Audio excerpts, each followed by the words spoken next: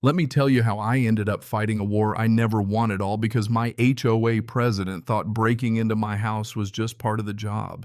Seriously, imagine waking up and realizing someone with a stolen key is sneaking around your place and then getting told, if you have nothing to hide, you have nothing to fear. That's what she said. You ever want to see a grown woman turn into a blue smurf on your porch? Stick around. Because I made that happen, and every second was worth it. But let me back up a sec.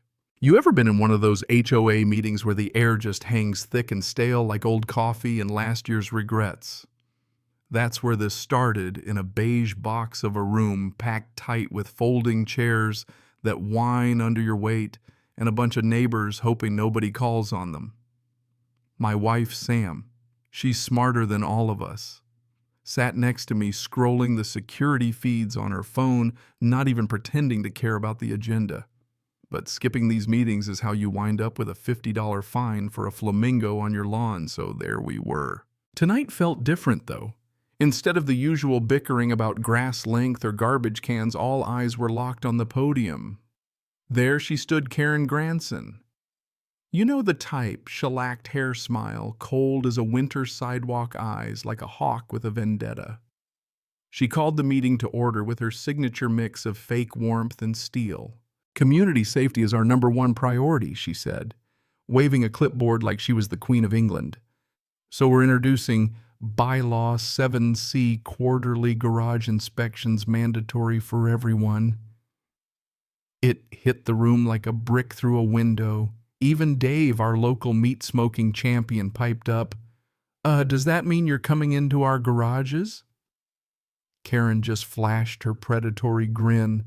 Compliance isn't optional, David. Something inside me snapped.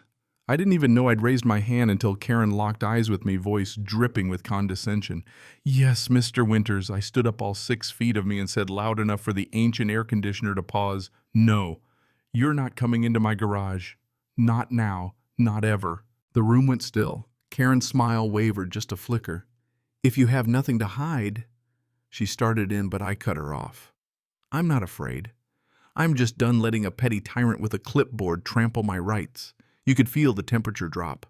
Her look said I'd just declared war. We left that meeting with a target on our backs. The neighborhood, usually quiet as a church parking lot after dark, felt charged. Sam squeezed my hand. Get ready. She's going to hit back. The next few days were weird. Packages marked delivered went missing. My old school newspaper started showing up torn or tossed in the bushes. Karen's white SUV drove past the house so often it felt like we owed her rent. Sam, being who she is, pulled up our security footage. There it was, Karen circling a stranger checking our gas meter. That's when I remembered the lockbox the HVAC guys left after the last repair, a spare key forgotten. I sprinted outside. The box was still there, but the key was gone. And judging by the fresh pry marks, it hadn't been a professional job. Back inside, Sam pulled up the smart lock logs. Failed entry attempt yesterday, 2:14 p.m. She tried to get in, but the copy must have been bad. But that meant she'd be back, and next time she might get it right. This was no longer about bylaws or lawn ornaments. This was personal. So we did what anyone with a healthy sense of vengeance would do. We rigged a trap. Sam set up high-def cameras everywhere, including a sneaky one and a fake sprinkler. I spent a Saturday with fishing line, a spring shelf, and a whole gallon of non-toxic, painfully blue dye stuff designed to mark bank robbers for days. Hung the sign, all trespassers will be documented and met with non-lethal deterrence. Covered my bases with the police just in case. Left the front lock unchanged as bait.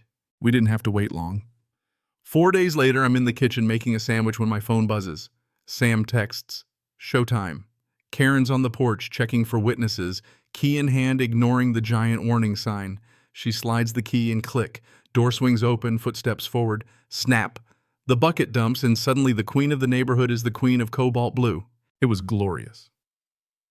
Her white pantsuit went from blinding to absurd in a heartbeat.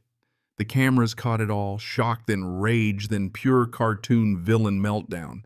She screamed so loud I think dogs 2 streets over heard it. Neighbor Nate, watering his prized petunias, just froze and then slowly, quietly walked back inside like he'd witnessed a crime of biblical proportions. Karen, dripping blue and out of her mind, finally noticed the main camera red light blinking. She pointed a shaky, stained finger and shrieked, "You will regret this, Winters," before stomping blue footprints all the way to her now not-so-pristine SUV. She peeled out, leaving streaks of blue everywhere. Inside, Sam and I watched the footage on repeat, laughing so hard we cried. She uploaded it to the neighborhood social page, and within an hour, the whole community was chiming in stories of Karen's past, terrorizing, laughing emojis, calls for her resignation. Felt like victory. But here's the twist: public humiliation didn't break Karen. It just pushed her to go nuclear.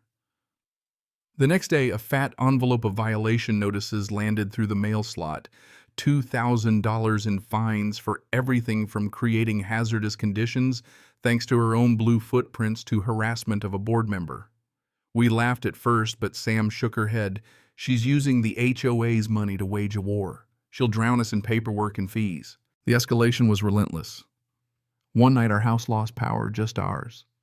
Sam's generator and battery backups kicked in, but a call to the utility company revealed a work order authorized by the HOA property manager, Karen impersonating someone she wasn't. The next night, our Wi-Fi went dead. Sam traced it to a military-grade jammer hidden in the front bushes. While I was pulling it out, some goon named Gus showed up supposedly to inspect modifications on my porch. At 1 a.m., I stared him down. Sam racked the shotgun for good measure. He got the message. But this was no longer a game. That was the last straw. Karen wasn't just after us. She wanted to scare us off our own property. So Sam and I went on the offensive. We upgraded everything: battery cameras, hidden birdhouse cams, encrypted mesh Wi-Fi. Then we set our second trap, a fake safe full of valuables placed right in the garage, complete with a GPS tracker. We let the neighborhood gossip engine, thank you Nate, do its job. Sure enough, one night a van rolls up, Gus slips inside, and our decoy safe vanishes. We watch the tracker ping its way across town to a sketchy pawn shop. Next morning, we confronted the owner with video evidence. He handed over the safe, and gave us security footage of Gus making the drop. With that, the web started to unravel. Sam found proof in Karen's own social media, her planner splattered with a telltale blue stain from the trap in a photo posted after the incident. I went door to door. Turns out we weren't alone. Elderly neighbors hit with fake repairs, families fined for toys in the driveway. Dozens of stories of extortion and intimidation. Armed with witness statements, video, physical evidence, and the HOA bylaws, we called a recall vote. People were scared at first, but after Mrs. Gable, our sweet elderly neighbor, told her story, support snowballed. We needed 40 signatures, got 62. The night of the meeting, the clubhouse was packed, and Karen tried everything: insults, threats, even sicking Gus on me again. But the community had found its backbone. Nate tripped Gus with his cane, Dave shoved a crony, and suddenly the bullies were on their backs, coffee and powdered donuts flying. The recall vote was set for the block party. Sam set up a live stream for the world to see. And when Karen and her gang showed up, we unleashed the finale: 20 gallons of blue dye from 4 porches at once, soaking the entire crew, while hundreds of neighbors cheered and the local news streamed every second. The police arrived right on cue with arrest warrants backed by mountains of evidence. They cuffed Karen, Gus, and the rest right there, blue and blubbering. The neighborhood roared. The recall was unanimous. Fines voided, new board in, and I somehow ended up on it. It wasn't over, not really. Karen went down, but her look promised there's always another fight. The next morning, a single cobalt blue fingerprint showed up on my mailbox, someone else sending a message. I looked at the row of blue garden gnomes lining our yard, each one a little warning, and a vow we look out for each other now. So let me ask you, what would you have done? Would you fight or would you run?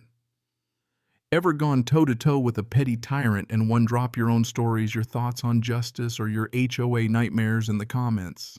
And if you ever need a good recipe for non-toxic blue dye, well, let's just say my DMs are open.